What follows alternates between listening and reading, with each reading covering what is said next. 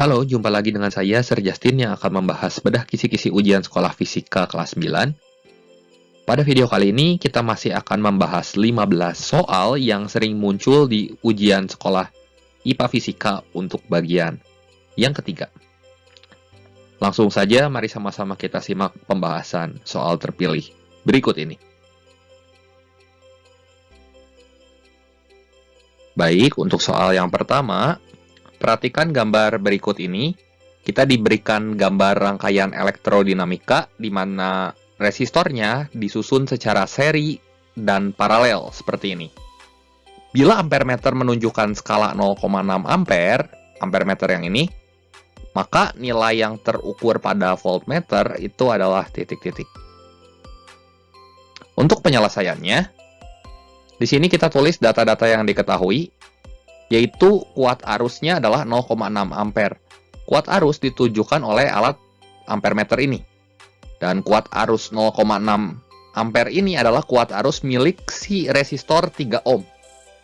Seperti itu. Lalu langkah selanjutnya, dengan menggunakan hukum ohm, kita mencari tegangannya. Tegangan pada resistor yang 3 ohm menggunakan persamaan V sama dengan I kali R. Kita substitusi data-data yang kita miliki, yaitu 0,6 ampere dan 3 ohm. Kalau kita hitung, hasilnya V1 yang ini adalah 1,8 volt. Ini V1. Langkah selanjutnya adalah kita menghitung hambatan paralelnya. Untuk rangkaian yang disusun secara paralel seperti ini, kita bisa menghitung menggunakan rumus cepat, yaitu kali bagi jumlah. Kita kalikan angka-angka pada R1 dan R2 yang ini, kemudian dibagi dengan jumlahnya. Kalau kita hitung, kita peroleh hasilnya adalah 32/12, yang sama dengan 8/3 ohm. Jadi kita bagi 4 atas bawah, kita dapat hasilnya yang ini. Kemudian, ingat, pada rangkaian yang disusun secara seri, itu nilai kuat arusnya adalah sama, 0,6 ampere. Oleh sebab itu, kita juga bisa menghitung nilai dari tegangan pada rangkaian yang disusun paralel ini. Kita tulis dengan V2. V2 di sini sama dengan I kali R. I-nya sama ya, 0,6 ampere dikali 8/3. 8/3 ohm di sini akan menghasilkan nilai tegangan V2-nya adalah 1,6 volt. Dan maka tegangan yang terukur pada voltmeter itu kita tinggal jumlahkan V yang ini tambah V yang ini, yaitu 1,8 ditambah 1,6, hasilnya adalah 3,4 volt. Oleh sebab itu, jawaban yang tepat adalah jawaban dengan opsi B. Kita lanjut lagi ke soal berikutnya. Baik, untuk soal yang kedua, di sini diberikan kasus sebuah rumah memiliki peralatan listrik sebagaimana yang ditunjukkan oleh gambar berikut ini. Kalau kita lihat di sini gambar alat elektronik, ini ada lampu, ada TV LED, ada mesin cuci, dan ada pompa air. Berikut jumlahnya juga dan spesifikasi yang terdiri dari konsumsi penggunaan listrik dan dayanya ya. Nah, waktu pemakaiannya kita diberikan dalam jam.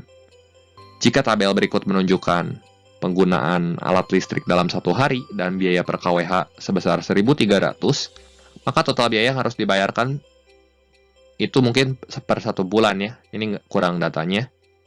1 bulan, karena yang ditanya adalah biaya, tidak mungkin 1 hari kan. Jadi asumsinya 1 bulan itu 30 hari. Untuk penyelesaiannya, kita cari total biaya listrik. Nah, kita kalikan biaya listrik itu, masih ingat kita bisa gunakan rumus energi ya, W sama dengan P kali T di sini. Jumlah alat listriknya itu lampu itu adalah 5, kali dayanya itu adalah 20 watt, kali waktunya adalah 12 jam. Kita peroleh penggunaan atau konsumsi energi listrik W untuk lampu adalah 1200 watt jam. Kemudian untuk TV LED ada 1 buah, kali 50, kali 5. Ini kalau kita hitung hasilnya adalah 250 watt jam. Yang ketiga, mesin cuci. Mesin cucinya ada 1. Spesifikasinya 350 watt kali 1. Ini kalau kita hitung hasilnya adalah 350 watt jam. Dan pompa air, kita kalikan P kali T-nya, kali jumlahnya. 1 kali 125 kali T. T-nya itu 1 jam. Berarti ininya nggak kepake ya, yang 220 voltnya. Nah, kita jumlahkan, kita peroleh daya listrik totalnya itu adalah 1925 per jam. Dan biaya sebulannya, itu bisa kita tulis 1925 dikali 1 bulan, 30 hari. Dan biaya listriknya adalah per kWh 1300, berarti kita kali 1300. Karena yang dihitung adalah per kWh, kita mesti bagi 1000. Jadi kalau kita hitung nanti hasilnya adalah 75.075. Di jawaban yang tepat itu adalah jawaban yang opsinya adalah B.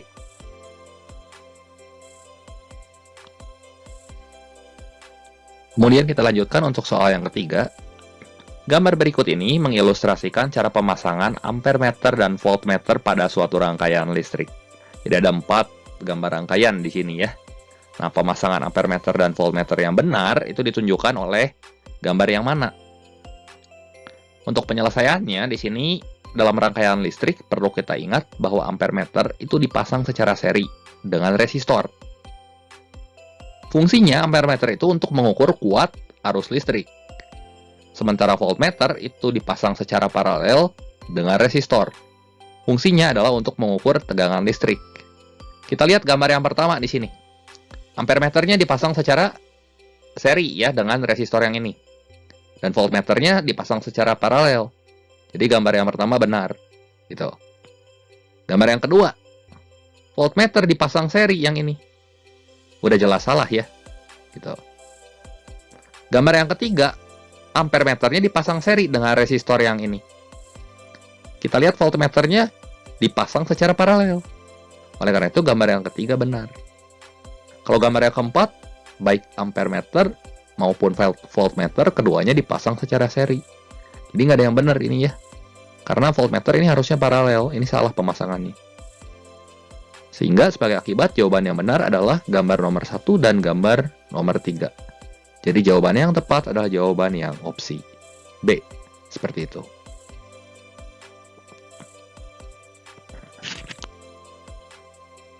Untuk soal nomor 4 di sini, diketahui efisiensi sebuah transformator adalah 75%.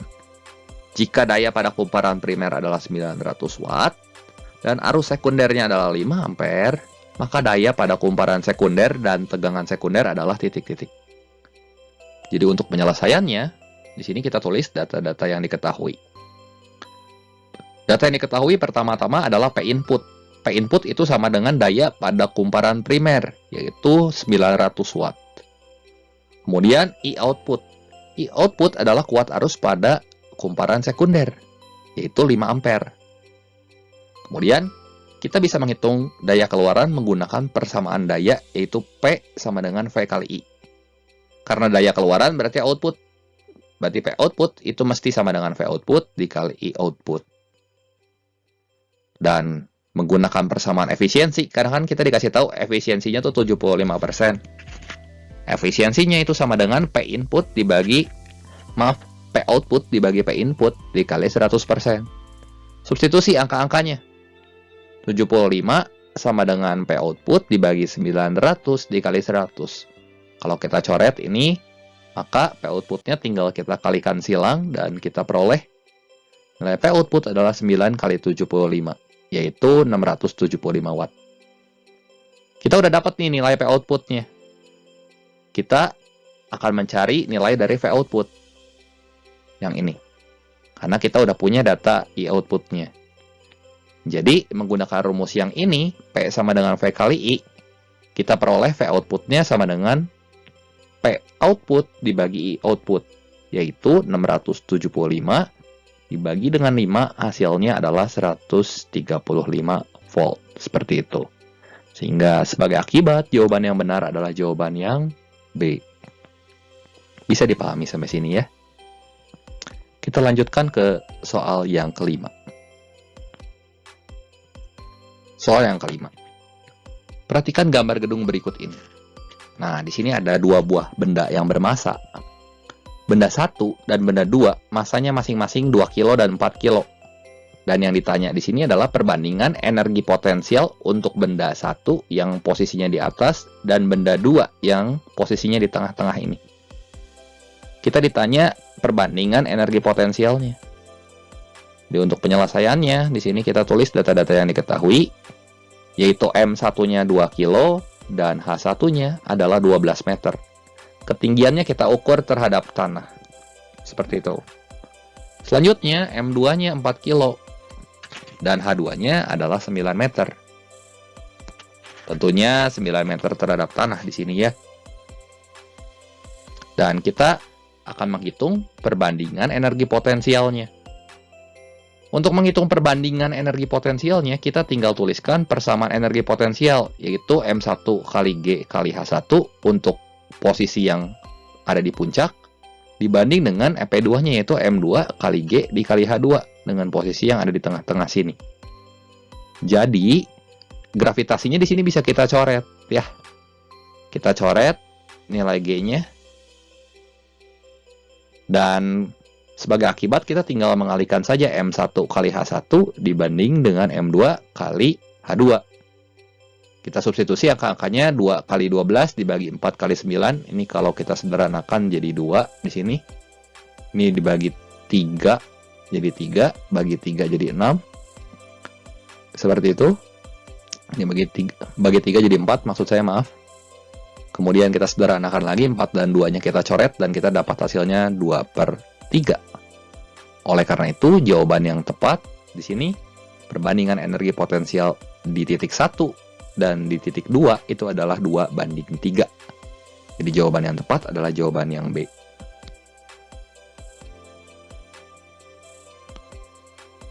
Kita lanjutkan ke soal yang ke-6.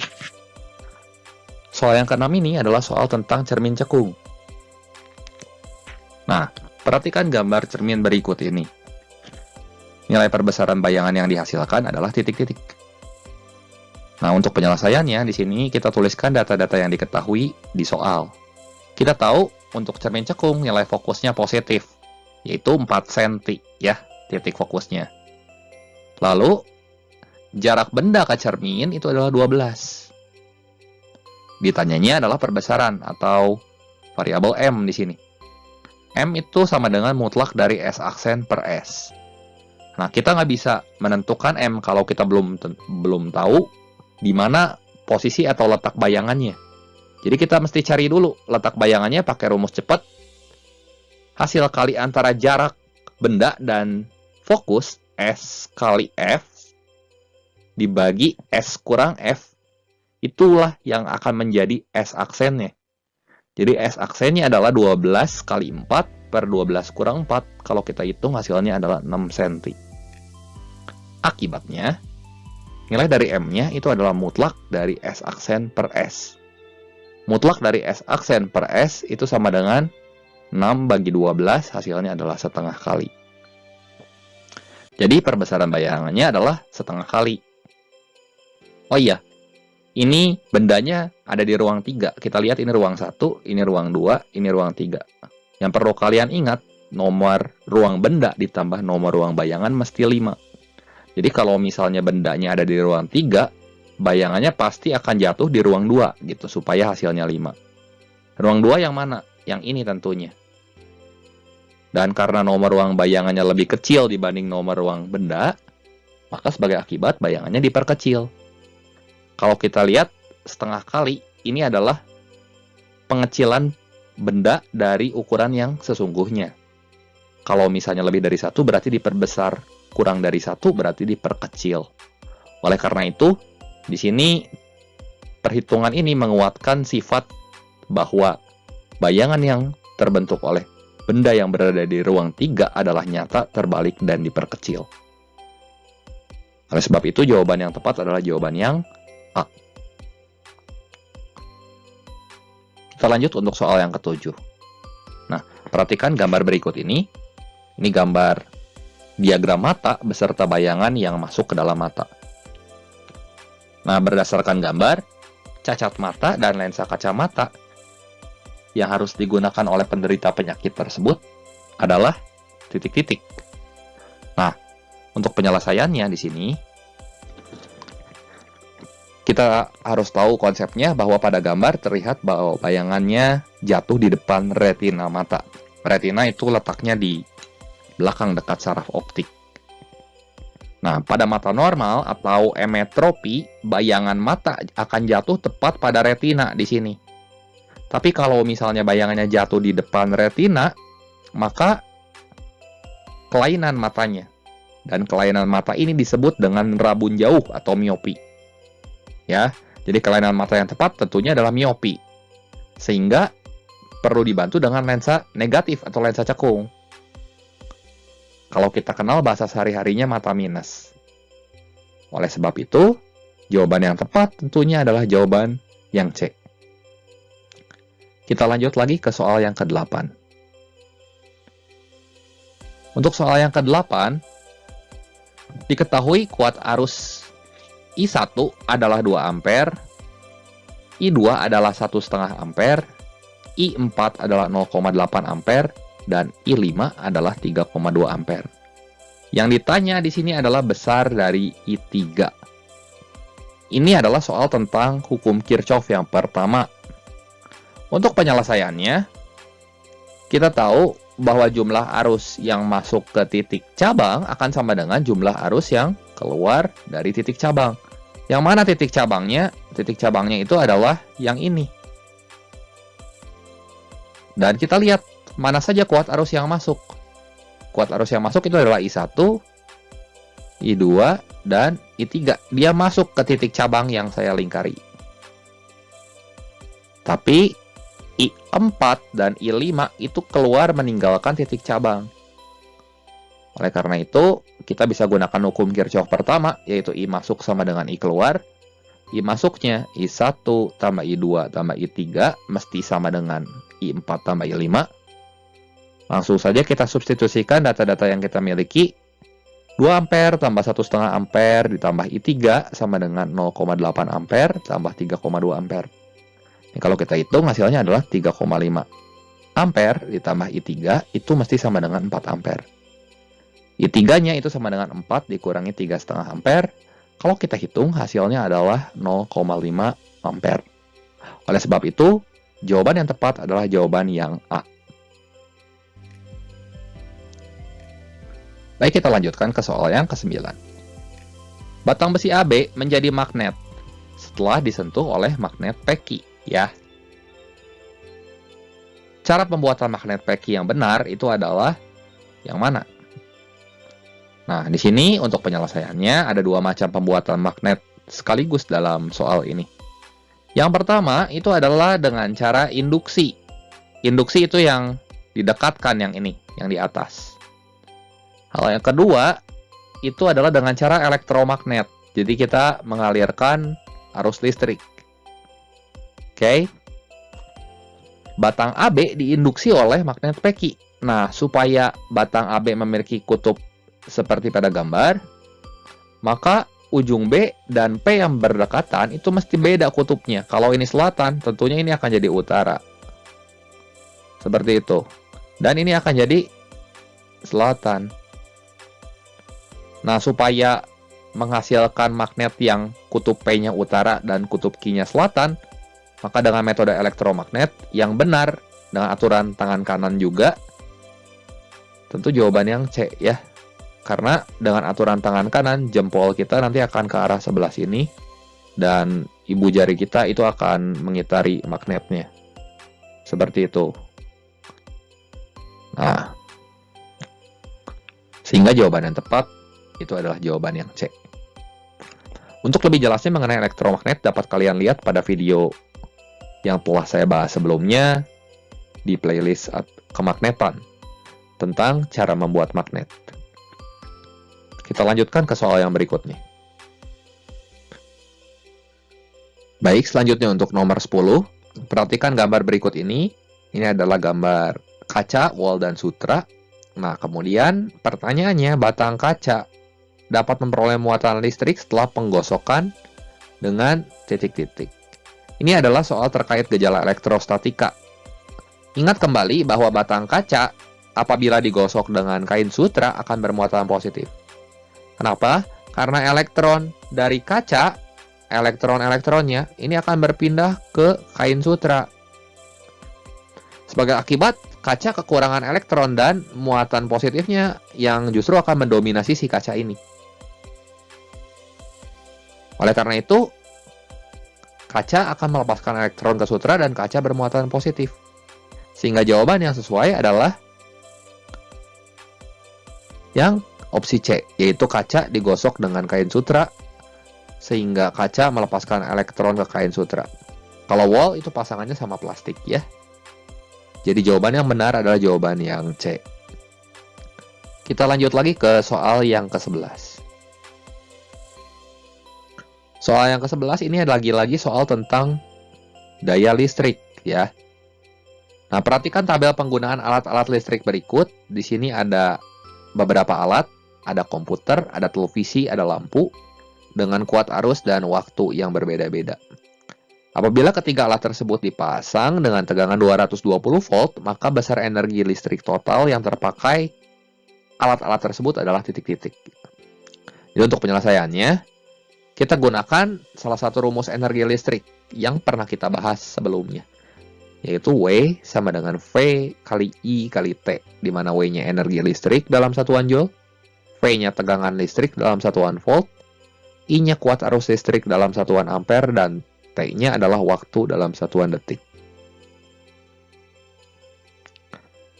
Terus yang perlu kalian ingat di sini, 1 jam itu kita rubah dulu jadi detik. Ini karena waktunya masih dalam jam. Ini mesti kita rubah jadi detik. Kita kali 3600. Jadi untuk menghitung energi pada komputer di sini kita gunakan rumus V kali I kali T. V-nya 220, I-nya 0,20 dan T-nya yaitu 2 dikali 3600. Kita hitung dan kita peroleh hasilnya adalah 316.800 Joule. Kemudian untuk alat yang kedua, televisi, kita hitung menggunakan rumus yang V kali I kali T ini. Kita substitusi data-datanya, yaitu 0,6 dikali 220 dikali T-nya, yaitu 1 jam, yaitu 3600 detik. Kalau kita hitung, kita peroleh hasilnya adalah 475.200. Dan untuk televisi di sini, itu dengan tegangan 220 volt dan kuat arus 0,1 ampere, serta lama penggunaannya adalah 10 jam, maka kalau kita hitung hasilnya adalah 792.000 Joule. Dan kita jumlahkan semuanya, kita peroleh jumlah totalnya adalah 1.584.000 Joule. Sehingga jawaban yang tepat di sini adalah jawaban dengan opsi D. Kita lanjut lagi ke soal yang berikutnya. Baik, untuk soal yang kedua, pada gambar di bawah ini, pada masing-masing balok bekerja 3 buah gaya. Jika balok-balok tersebut memiliki massa yang sama, maka balok yang memiliki percepatan paling besar adalah balok yang mana? Nah, ingat kembali konsep hukum Newton di sini, ya. Karena massa ketiga benda sama, maka besarnya percepatan itu akan dipengaruhi oleh besarnya gaya total yang bekerja pada benda tersebut. Hukum Newton bilang sigma F sama dengan M kali A. Resultan gayanya sebanding dengan massa dan percepatannya gitu ya. Maaf, jadi resultan gayanya sebanding dengan percepatan dan berbanding terbalik juga dengan massa. Kenapa? Karena kalau misalnya nilai F semakin besar, tentunya nilai A juga akan semakin besar. Untuk opsi yang A, kita lihat resultan gayanya, yaitu 11 Newton ke sebelah kiri dan 9 Newton ke sebelah kanan. Kalau kita resultankan, kita peroleh hasilnya adalah sigma F untuk gambar yang A itu adalah 2 Newton. Gitu. Untuk gambar yang kedua, kita lihat 11 Newton ke kiri, 3 Newton ke kiri, dan 6 Newton ke kanan. Kalau kita resultankan, kita peroleh hasilnya 11 tambah 3 kurang 6, itu hasilnya sigma F-nya sama dengan 8 Newton. Buat gambar yang ketiga di sini, kita lihat, gambar yang ketiga, kita jumlahkan 11 tambah 3 tambah 6. Kalau kita jumlahkan, Yang ini sigma F-nya 20 Newton. Yang ini sigma F-nya adalah 14 Newton. 14 Newton karena 17 Newton ke kanan dan 4 Newton ke kiri. Oleh sebab itu, gaya terbesar sekaligus percepatan terbesar itu tentu ada pada benda yang C, yang gayanya semakin besar. Yang gayanya paling besar, maksud saya seperti itu. Kita lanjut lagi ke soal berikutnya.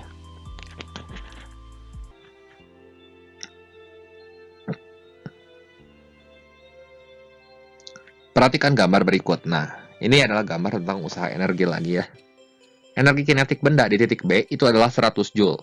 Bila massa bendanya adalah 2,5 kilo, maka energi kinetik benda saat menyentuh titik C atau tanah adalah titik-titik.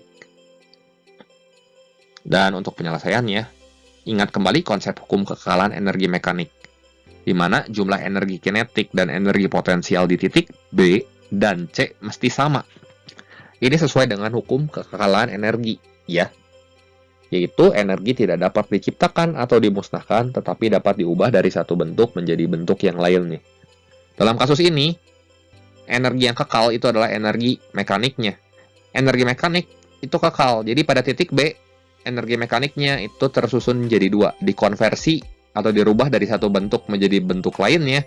Dalam kasus ini, energi mekanik dirubah jadi EK dan EP. Energi kinetiknya kita tahu dari soal 100 Joule. Energi potensial di titik B, kita lihat M kali G kali H. Sini 2,5 kali 10 kali 6. Itu hasilnya adalah 150 Joule. Dan sebagai akibat, di sini kita peroleh total 250 Joule. Yang ini adalah energi mekanik. Ya. Kemudian di titik C, energi kinetiknya kita belum tahu. Dan energi potensialnya sudah pasti 0. Karena ketinggiannya tidak ada, 0. Energi mekaniknya itu mesti 250 Joule juga, karena energi itu kekal. Makanya ada hukum kekekalan energi yang tadi saya sebutkan. Oleh sebab itu, supaya totalnya 250 Joule, maka energi kinetik di titik C itu mestilah 250 Joule. Sehingga sebagai akibat, jawaban yang tepat adalah jawaban yang B. Kita lanjutkan ke soal yang berikutnya. Untuk soal nomor 14, nah kita perhatikan gambar grafik berikut. Hasil ketikan atau ticker timer yang merujuk pada grafik yang ini adalah yang mana dari keempat pilihan? Kita perlu mengetahui bahwa grafik yang saya beri panah warna hijau tersebut adalah grafik GLBB dipercepat. Jadi dia akan naik secara progresif kecepatannya, ya.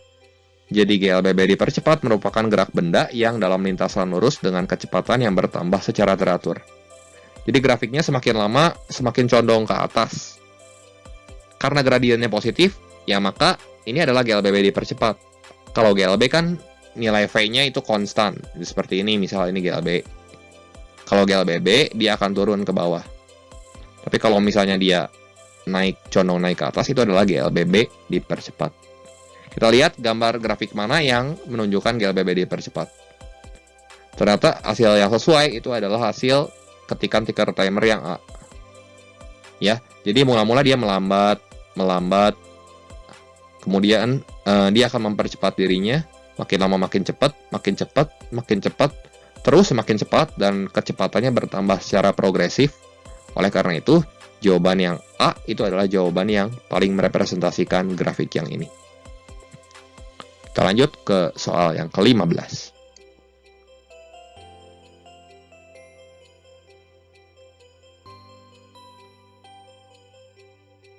Agus memukul kentongan di antara dua tembok yang berhadapan.